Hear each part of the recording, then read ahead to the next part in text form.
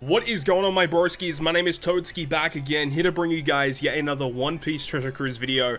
Today, we have a very special video. Shout out to my man, Yoshi, the producer, providing us another informative video for the Treasure Cruise players. Unfortunately, was not able to react to this video live on stream for you guys. Would have loved to have done it, but I was graduating from university today, so that's awesome. All done and dusted now, which is great. But now, we can take the time to have a look at what Yoshi has for us. Now, I already know, I must say, I do know a couple of things that's already going to be shown off in this video, which is awesome to see, but there are some things that I do not know, and I'm not going to show the video of me reacting to it because Bandai still like to take those videos down, so we're not going to be dealing with that.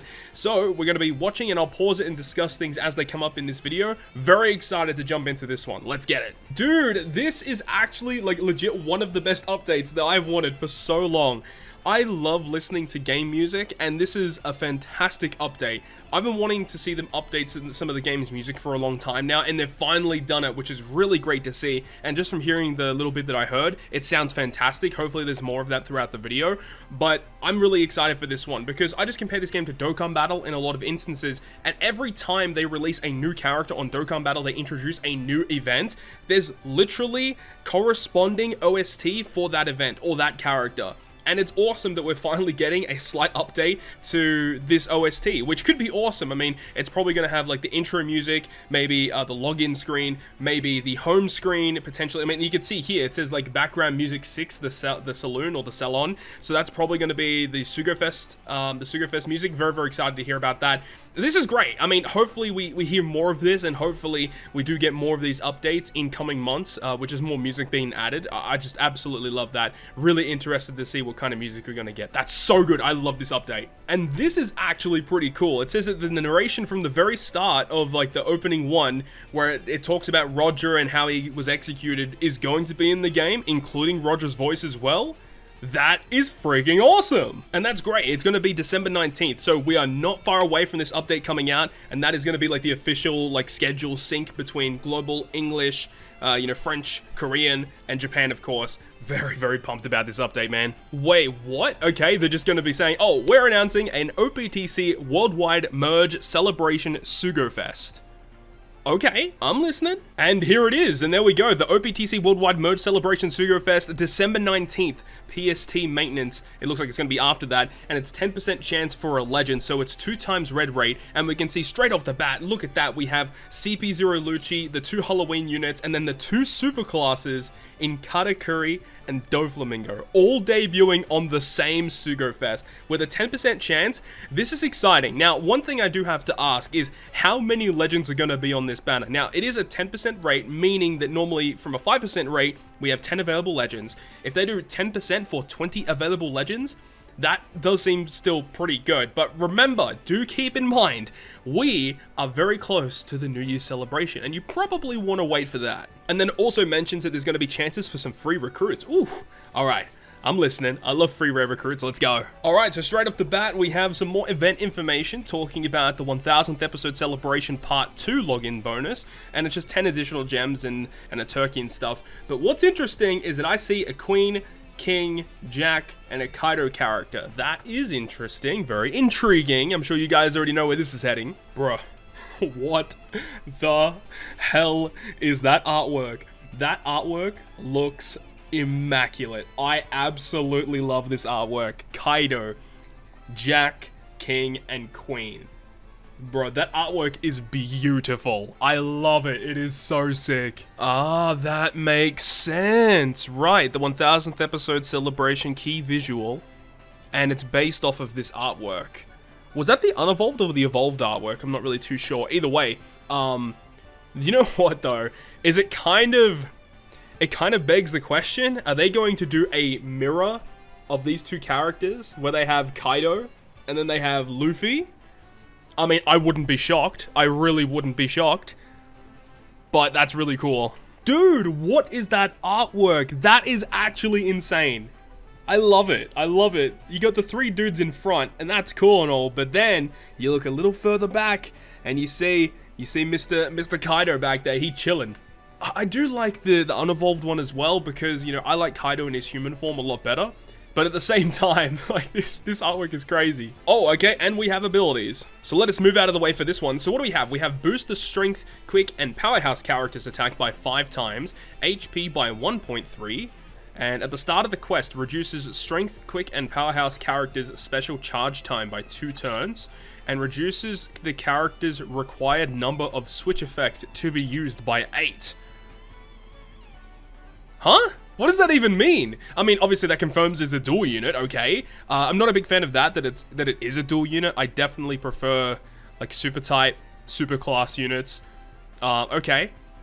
Reduces the character's required number of switch effect to be used by 8. Well, if they are a switch unit, they probably have super switch, right? Okay. If the crew has 6 powerhouse characters, it deals 600 times their attack in type damage at the end of the turn. So this is obviously the dual captain effect. I would probably guess that one is going to be strength and powerhouse, and the other one's going to be quick and powerhouse for the captain. Or they could just, for both single captains, it could both be strength, quick, and powerhouse, like 4.25 or 4.5, something like that. Health boost is nice. And the -2 cooldown obviously is fantastic. Okay, so the captain ability is pretty strong though. It's a good captain ability. What's their special? Reduces strength, quick, and powerhouse characters' charge time by 1, 500 times their attack in typeless damage to all enemies, and if there are 5 or more powerhouse characters on the crew, boost the type effects of normal attacks. Gross. By strength, for strength, quick, and powerhouse characters by 2.5. 2.5 color affinity is pretty amazing, but color affinity is one of the worst, like, damage boosting specials you can have, in my opinion.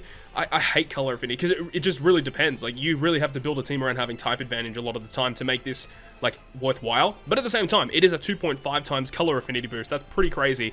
And if you have 5 or more characters, you get that. Otherwise, it's a 2.25 times color affinity instead, which is still very good. And then hider and the lead performers for 3 turns. Okay. We'll have to wait and see. What else does this character have? So moving on now, here is their switch effect. So it completely removes their own special bind, which is actually pretty interesting. It would have been better if they, instead of giving cooldown reduction, they just reduced special bind with their special activation. That would have been pretty interesting. Either way, reduce special bind on themselves, and then give themselves a matching slot guaranteed. That's all they do. I mean, honestly, I'm not the biggest fan of this one. And then their super switch is completely remove special bind. It changes their own slot to matching through block orbs, of course. Sets the character's special charge time to max. What? Max special charge, and deals 500,000 damage to all enemies, ignores defensive effects, defense, and normal attacks only. Whew! That super switch is nuts. But, I mean, again, if we go back to their regular captain ability, it says that it reduces the character's required number of switch effects to be used by 8. So, if that's the case, what is their actual, like, switch effect counter, like, naturally? I mean, if it says it has to be, it's reduced by 8, what is it actually going to be? Like 10, 12? Like that, man. Basically, if you're not using them as a captain, I don't know how useful that's actually going to be. But, I mean, they're going to be really good for speed farming, I guess. I mean, also what really comes down to is, do they get end of turn damage in their captain effect in their single forms? If they do, that's really, really good. Again, it really comes down to, like, the numbers. That's what really it comes down to. It's a very interesting unit, though. Like, why release a character like this, like, right now? I don't know. Is there a reason for this character's release, or is this just a celebratory unit? Kind of like the Straw Hat crew, for example. Like, there wasn't... I mean, there technically was a piece of content built for it, which was the Buggy crew. I can't imagine what type of content this character would be used for. It's pretty bizarre. Pretty bizarre. We have some more information. It says their crewmate abilities. We have boosting powerhouse characters' base stats by 100, and this character cannot be blown away, so they don't resist special reverse. Okay. They are resistant to special bind and reduce cerebral damage by 30% in PvP. Their PvP max special ability, or max rumble ability, should I say. Powerhouse characters get level 6 attack and level 6 health. That's a really good passive. And their special at CT 34, one enemy ignoring defense for 0.8 times their attack up to 4 times. Now, I wonder if they're trying to just reduce the amount of text on the screen. Like, is there a restriction for that? You know how characters that do multiple hits of damage, they typically will do, like, it's based on, like, timing. You know, if there's 50 seconds or less, you do a damage. If it's 30 seconds, you do another piece of damage. But just if it is literally just this, it means it hits one character 0.8 that bypasses their defense. That's actually incredible. Like, in pretty much every circumstance that I can think of, this is going to be a guaranteed KO against that character. That is pretty phenomenal, actually, because that's like 3.2 times their attack that bypasses defense. Like, I don't think many things are going to be living that at all. That's a pretty incredible special. Oh, it says it right here. The 1000th episode celebration Pirate Alliance Kizuna Clash Sugo Fest. So they debut on that Sugo Fest. The other Sugo Fest that we just had a look at, the one with, you know, Boa, Perona, Doflamingo, Katakuri, that one is a separate Sugo Fest. Interesting, interesting. Oh, this is pretty cool. This came out quite a long time ago in Japan, but Global never got this SNS campaign. So there's just a website, and you can just go ahead and get some rewards depending on, you know, what kind of doom you hit. So basically, you have 30 seconds to hit and tap the screen as fast as you possibly can, and then you share it on social media, and that's basically it. Sounds like a pretty good way to get some gems. Let's go. So this is pretty cool. I didn't actually think that they were going to do a panel on Jump Festa, but Jump Festa, they're going to be there on Jump Fest doing their own panel, which involves another type of special event where players can interact, and they'll be able to get more rewards. And remember, because Global and Japan are now synced schedule, I believe that whatever happens on Jump Festa stream, Global side of the game will also get it. So make sure when the stream goes up, make sure to go ahead and interact with it, and I'm sure I'll post it on my community tab so you guys know exactly where to go. I might live stream it depending on what day it is and what's happening, but this is exciting. 30 gems from Yoshi for the video. Thank you very much, my friend. Would love to take that. Yes, sir. And this is the first reveal of the brand new game mode coming into One Piece Treasure Cruise. Now, I had heard inklings of this new game mode in the works, but now we have a full reveal. This is what they're working on, called the Grand Voyage, and as Yoshi states right here, it is not a limited time event. It is permanent content like the main story. It's not going to be a repetitive event. It'll be a chance for you to refine your crew setups and challenge powerful enemies. Honestly, this has like everything that I could want out of a Treasure Cruise game mode, and I think a lot of players out there are going to be excited about it, considering it doesn't seem to be very repetitive from what he's saying, and it's not a super grindy event considering it's going to be there permanently. This is great. This is a great addition to the game. Obviously, we have no idea what this game mode is going to be about, but hey, this is awesome stuff. We're dedicated to developing this feature so that not just recent characters, but old ones will have a chance to shine, dude. That is exactly what people would be wanting. This sounds like too good to be true at this point, dude. It's not even a ranking event either. It allows players to dig deep into their OPTC gameplay at their own pace. Bruh. Shout out to Yoshi for this one. This one's great. And there we have it. Thank you very much to Yoshi-san for providing a brand new producer video for us for the players. And we absolutely love it. This was a fantastic video. Honestly, the new OST is what I'm like probably most excited about, surprisingly enough. I mean, I love hearing the new music, and definitely will be trying to use and implement that into my YouTube videos as well, because you can hear it. You hear it throughout the video that it's literally some of the old tracks, but they've been remastered. They sound way more grand, way more hype, and I'm super excited about that, right?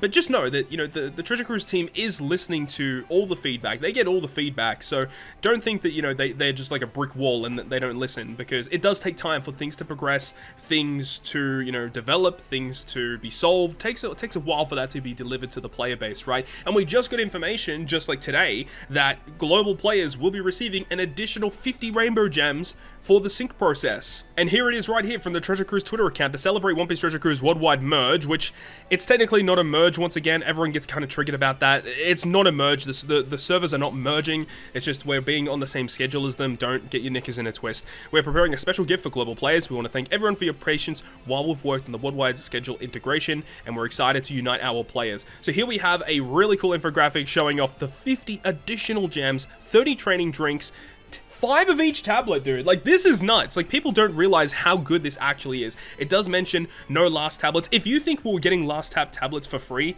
then, I mean, I think you're just stupid, because there's no way that we're going to give out the most valuable item in the game for free. That was just not going to happen, okay?